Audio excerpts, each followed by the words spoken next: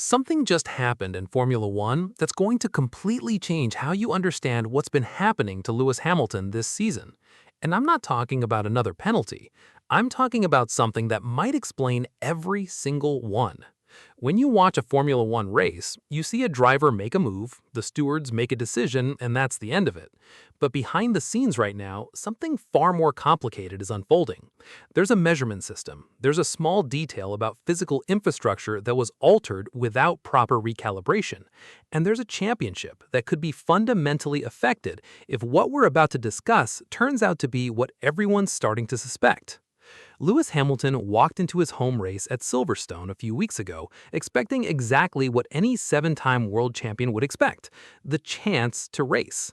What he left with was two penalties, a frustrated team principal, and the beginning of a question that nobody was really asking yet.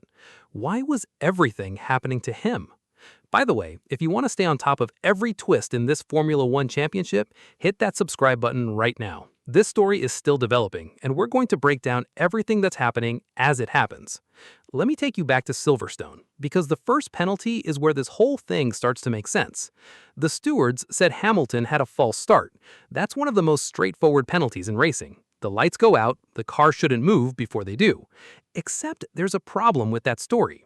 Ferrari's sensor data, their own measurement equipment, didn't register any movement from Hamilton's car before those lights went out. None. Zero. The telemetry data that Ferrari uses to analyze every aspect of their car's performance showed nothing. So where did the penalty come from? Onboard camera footage. And here's where it gets interesting. The camera showed the tiniest rotation of one of Hamilton's tires. We're talking about 42 millimeters. That's less than 2 inches. The movement was so small that Ferrari sensors didn't even register it. But the stewards looked at that camera footage, saw that microscopic tire rotation, and decided it was enough to hand down a 5-second penalty. Fred Vasseur, Ferrari's team principal, didn't just accept that. He pushed back. He went public and said this was harsh. His argument was straightforward. If Ferrari's sophisticated sensor systems didn't register movement, how could a 42-millimeter tire rotation justify a 5-second penalty? His point wasn't that Hamilton had done nothing wrong.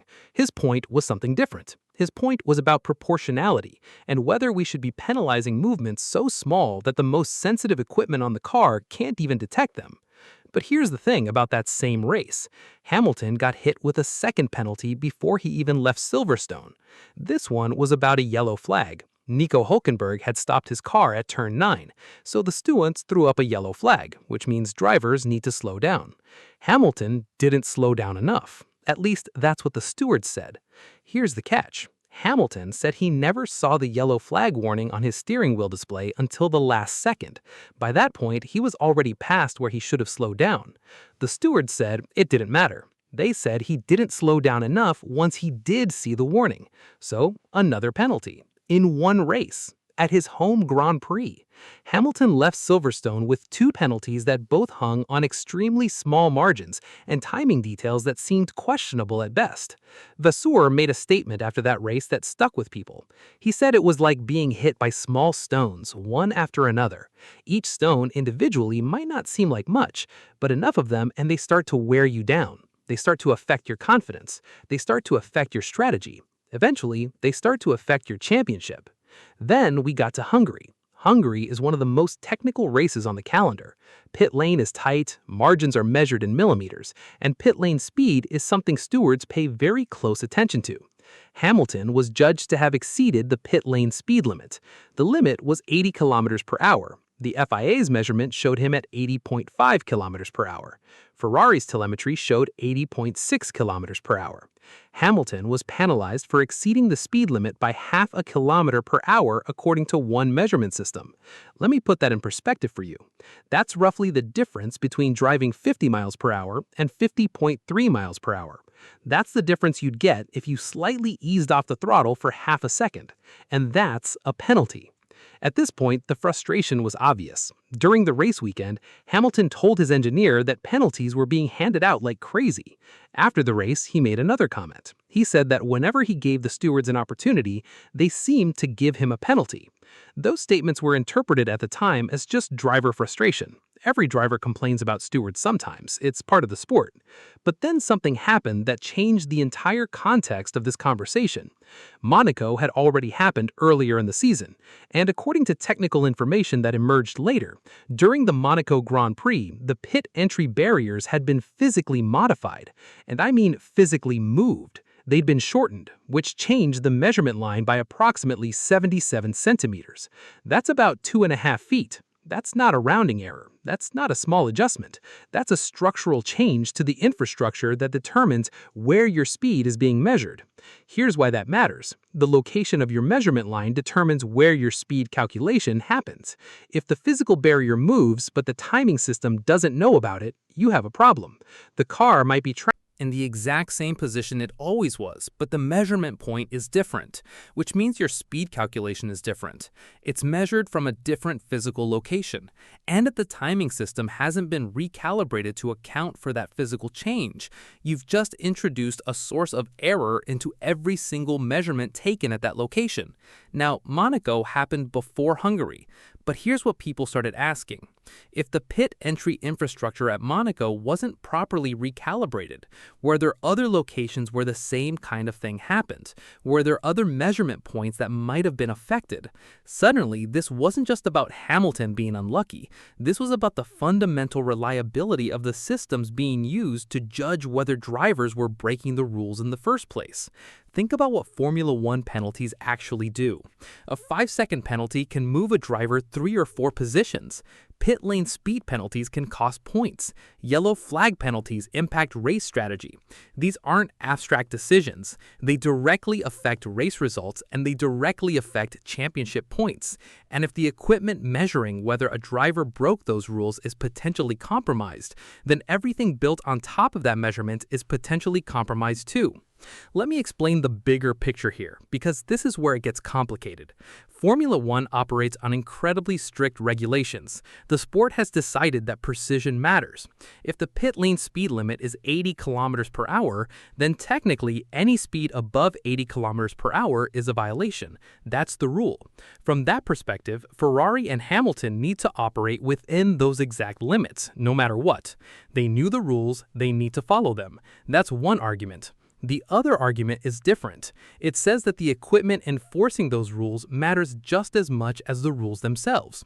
You can't have a rule that says the limit is 80 kilometers per hour if your measurement equipment is unreliable. That's not precision, that's unfairness dressed up as precision. The timing system issue at Monaco made that argument much harder to ignore. If there's a documented case of measurement infrastructure being altered without proper recalibration, you can't just move past that. You have to ask what else might be affected. You have to ask whether past penalties should be reviewed. You have to ask whether drivers who were penalized might deserve another look at their cases. Hamilton is currently 50 points behind Kimi Antonelli in the championship. With 12 races still remaining, that gap is significant but not impossible. That's the thing about Formula One. In a championship this close, penalties that seem tiny in isolation start to look massive when you add them all up. A 5-second penalty here, a pit lane penalty there, another few points taken away. Over a season, those accumulate. Vasseur's statement about small stones makes sense now. It's not just about the physical effect of the penalties on Hamilton's points total. It's about the psychological effect on the driver. When you're dealing with penalties that hang on these kinds of margins, when you're dealing with steward decisions that seem to go against you consistently, it changes how you drive. It changes how the team strategizes. It changes everything. And here's something else people have been talking about. Ferrari's position on this matters. Ferrari isn't just any team. It's the most historically significant organization in Formula One. When Ferrari raises concerns, people listen. And Vasseur isn't just any team principal. He's been around long enough to know when something doesn't add up. When he came out and questioned the Silverstone penalties, he wasn't just defending his driver. He was raising legitimate questions about how these systems work. The FIA now faces a very specific pressure. They need to explain how these measurements are produced. They need to explain how timing systems are calibrated after physical changes to infrastructure. They need to explain whether previous penalties could require review if technical errors are discovered. Those aren't unreasonable questions. Those are the questions that need to be answered if Formula One wants to maintain credibility in its decision-making process. But let's zoom out for a second, because this is bigger than just Hamilton. If there's a genuine problem with how timing and measurement systems interact with Formula One's increasingly strict regulations, then every team and every driver could potentially be affected. Not just this season, potentially going back multiple seasons if the same equipment and infrastructure issues existed before. That's a bigger conversation than Hamilton. That's a conversation about whether the entire enforcement system is working properly. There's something else worth considering too.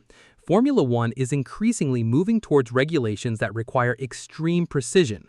Future regulation changes are going to make cars lighter, faster, and require teams to operate within even tighter margins. If the equipment that measures whether drivers are following these ultra-precise rules is unreliable, then we're building a system that's designed to fail. We're creating situations where drivers can be penalized for infractions that are literally impossible to detect reliably. Hamilton's comments during Hungary take on a different meaning in this context. When he said that penalties were being handed out like crazy, he might not have been just frustrated. He might be noticing something that the data later confirmed. When he said that whenever he gave the stewards an opportunity, they seemed to penalize him, he might be pointing to a pattern that's real, but rooted in measurement issues rather than his own mistakes. The summer break in Formula One is important for technical development. Teams use it to upgrade cars, engineers use it to analyze data, and technical committees meet to discuss regulations and enforcement. This year, the conversation at the FIA is going to be different. This year, they're going to have to address the timing system issue that was discovered at Monaco. They're going to have to answer questions about whether the physical modifications made to pit entry infrastructure were properly accounted for in the timing system's database. Here's what we're waiting for now. First, we need official clarity from the FIA about what exactly happened at Monaco and whether similar issues exist elsewhere on the circuit calendar. Second, we need an explanation of how timing systems are supposed to be updated when infrastructure changes. Third, we need to know whether the FIA believes past penalties need to be reviewed in light of this information. And fourth, we need to know whether any of Hamilton's penalties should have been applied differently or potentially reconsidered entirely. If the FIA comes out and says everything is fine, that all systems were properly calibrated, and that Hamilton's penalties were correct, then at least we have clarity. The conversation moves on. But if the FIA comes out and reveals that there were other calibration issues or that the Monaco problem could have affected other measurements, then this becomes one of the most significant controversies in Formula One in recent memory. The stakes for Hamilton are massive.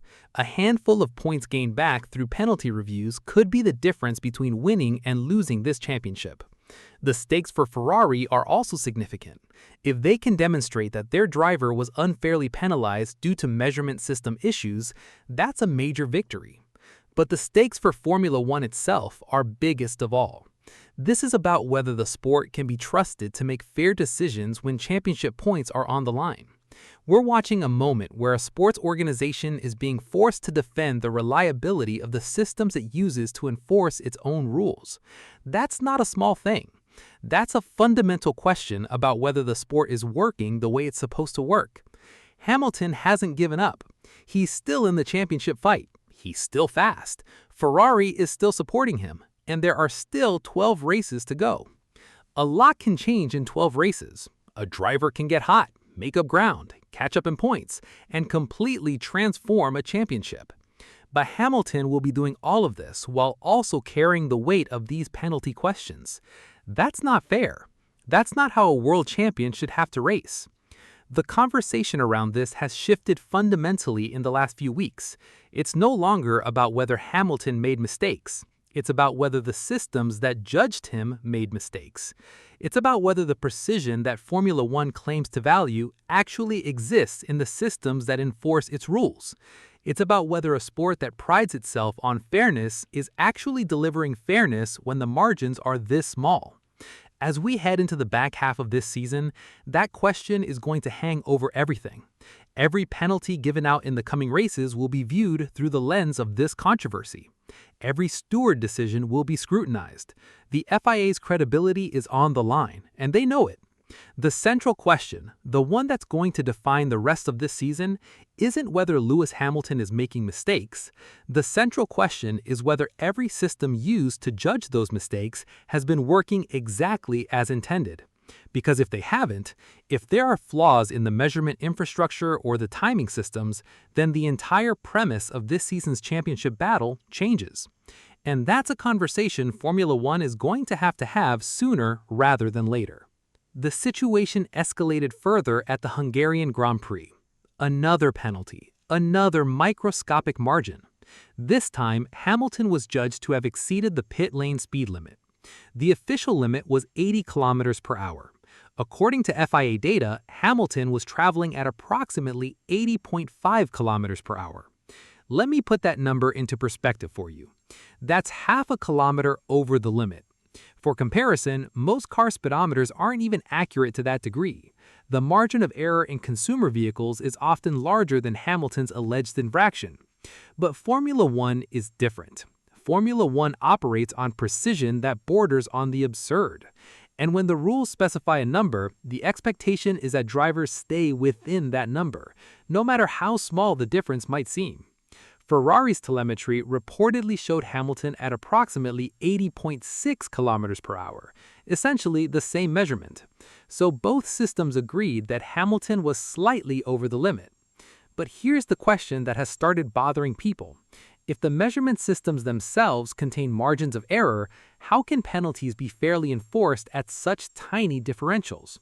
A half kilometer per hour difference at 80 kilometers per hour represents less than 1% variation. The official timing equipment is supposed to be highly accurate, but is it accurate enough to consistently distinguish between 80.0 and 80.5? And more importantly, what happens if there's a technical issue with the measurement infrastructure itself? That brings us to Monaco, and this is where the story takes an unexpected turn. According to technical information that has since emerged, the pit entry barriers at Monaco had been physically modified. These modifications reportedly shortened the relevant measurement line by approximately 77 centimeters. Now, for those of you who aren't deeply familiar with Formula One's timing infrastructure, this matters because measurement lines determine where speed calculations are taken. If the physical location of that line changes, but the timing system continues to use the original reference point, then every measurement taken from that line could be flawed. 77 centimeters sounds like not much. In the context of a Formula One car traveling at high speed, 77 centimeters represents a tiny fraction of a second. But when you're measuring pit lane speeds at 80 kilometers per hour, a half kilometer per hour difference at 80 kilometers per hour represents less than 1% variation. The official timing equipment is supposed to be highly accurate, but is it accurate enough to consistently distinguish between 80.0 and 80.5? And more importantly, what happens if there's a technical issue with the measurement infrastructure itself? That brings us to Monaco, and this is where the story takes an unexpected turn. According to technical information that has since emerged, the pit entry barriers at Monaco had been physically modified. These modifications reportedly shortened the relevant measurement line by approximately 77 centimeters. Now, for those of you who aren't deeply familiar with Formula One's timing infrastructure, this matters because measurement lines determine where speed calculations are taken. If the physical location of that line changes, but the timing system continues to use the original reference point, then every measurement taken from that line could be flawed. 77 centimeters sounds like not much. In the context of a Formula One car traveling at high speed, 77 centimeters represents a tiny fraction of a second. But when you're measuring pit lane speeds at 80 kilometers per hour, a half kilometer per hour difference at 80 kilometers per hour represents less than 1% variation. To the circuit infrastructure, the timing system should be updated accordingly. If that didn't happen at Monaco, then the reliability of any penalty or measurement taken at that circuit could be called into question. Now, let's be clear about what we're not saying. We're not claiming that Hamilton's penalties were definitely incorrect. We're not accusing the FIA of deliberately disadvantaging any driver or team. And we're certainly not suggesting any kind of conspiracy against Ferrari or Hamilton. What we are saying is that legitimate questions now exist about the accuracy of Formula One's measurement systems, and those questions deserve proper answers. Because if the Monaco timing line issue wasn't an isolated incident, if similar problems exist at other circuits, then the impact could extend far beyond Hamilton's season. Every driver on the grid could potentially have been affected by questionable measurement data. That's why this controversy matters. It's not just about one driver's penalty count. It's about whether the championship is being decided by driver performance or by technical infrastructure. Let's look at the broader context. Hamilton's frustration has been increasingly visible throughout the season. During the Hungarian Grand Prix, he reportedly told his engineer that penalties were being handed out like crazy. After the race, he made another pointed comment, suggesting that whenever he gave the stewards an opportunity, they seemed to give him a penalty. At the time, those comments were largely dismissed as the venting of a frustrated driver, a seven-time champion struggling to adapt to a car that hasn't been performing at its best, a veteran driver watching a younger teammate outperform him, the standard narrative of a great driver in decline. But the emerging questions about the timing systems have given Hamilton's frustration a different context. What if he wasn't just complaining? What if he was genuinely confused about why he kept receiving penalties for actions that his team's sensors didn't seem to detect as infringements? This is the part of the story that's really fascinating. We have a driver who is one of the most successful in history, a team that is one of the most powerful and technically sophisticated in Formula One, and the governing body that insists its systems are working correctly. Somewhere in the middle, there's a gap between what Ferrari's equipment shows and what the FIA's equipment shows. That gap may be small, but in a sport decided by thousandths of a second, even small gaps can have enormous consequences. Now, let's consider the championship implications. Hamilton is reportedly 50 points behind Antonelli following the Hungarian Grand Prix. With 12 races remaining, that deficit is significant, but not catastrophic. A few strong results combined with some misfortune for Antonelli, and Hamilton could be right back in the fight. But those 50 points include the impact of multiple penalties. If even a portion of those penalties were later found to have been based on flawed measurement data, the championship picture could look very different. Here's where things get complicated. Formula One has established procedures for reviewing penalties. Teams can appeal decisions, they can present new evidence, but the bar for overturning a penalty is generally extremely high.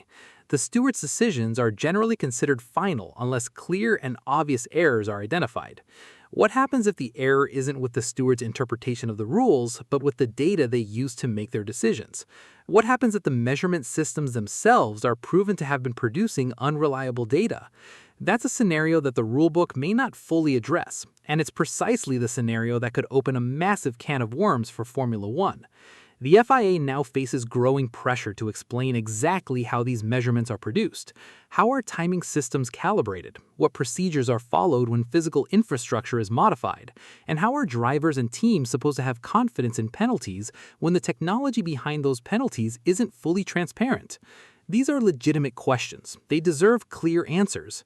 The issue has attracted attention from both sides of the debate. Some argue that Formula One operates on extremely precise regulations, and drivers are expected to stay within those limits regardless of how small the margins may be. From this perspective, Ferrari and Hamilton simply need to operate within the rules. If the speed limit is 80 kilometers per hour, exceeding it by even half a kilometer is still an infringement. That's a valid argument. Rules are rules, and in Formula One, those rules are enforced ruthlessly because the sport demands it. You can't have drivers arguing that they were only slightly above the limit, because that's not how regulations work. But the other side argues that the accuracy of the equipment enforcing those rules is just as important as the rules themselves. If a measurement system has already shown technical problems, how can drivers and teams trust that the data being used to penalize them is accurate? This is where Ferrari's position becomes significant. The team is one of the most influential in Formula One history, and Hamilton is a 7-time world champion. When a combination of that stature raises concerns, it tends to attract attention. The FIA isn't dealing with some backmarker team complaining about a minor decision. They're dealing with Ferrari questioning the reliability of the sport's central enforcement systems. That's a much bigger problem. For now, there's no confirmed indication that Hamilton's penalties will be reversed. The controversy is centered on the system itself, not on any single decision. But the implications are clear. If further evidence eventually shows that flawed measurement influenced championship points, the debate over Hamilton's 2026 season could become one of the most significant controversies of the year. Not because of what it means for Hamilton, but because of what it means for Formula One as a whole. The sport prides itself on precision, on being the pinnacle of motorsport, on having the most advanced technology and the strictest enforcement. But all of that collapses if the systems behind that precision aren't working correctly. The coming weeks could therefore prove crucial. Formula One's summer break provides an opportunity for the FIA, the teams, and technical analysts to examine the controversy away from the immediate pressure of a race weekend. The central question has shifted. It's no longer simply whether Lewis Hamilton has been making mistakes, it's whether every system used to judge those mistakes has been working exactly as intended. And if not, whether championship results could potentially be affected. Lewis Hamilton's legacy is secure. 7 world championships, 100+ victories, one of the greatest drivers in the history of the sport. But he's still chasing that elusive 8th title. And if flawed measurement systems have contributed to his current deficit, that would be a tragedy for the sport and for the driver. This story isn't over. It's actually just getting started, and the outcome could reshape how Formula One enforces its regulations for years to come.